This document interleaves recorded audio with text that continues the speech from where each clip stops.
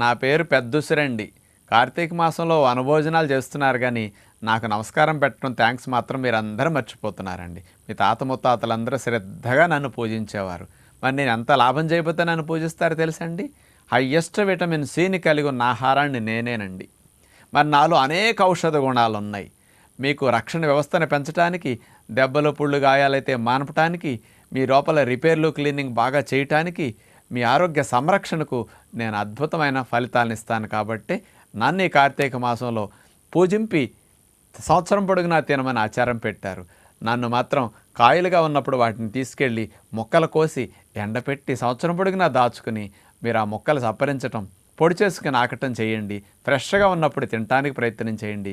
నన్ను మాత్రం నిలవ పచ్చళ్ళ రూపంలో, ఆవకాయల రూపంలో పట్టి పాడు చేసుకోకండి. ఆరోగ్యాన్ని కోల్పోకండి.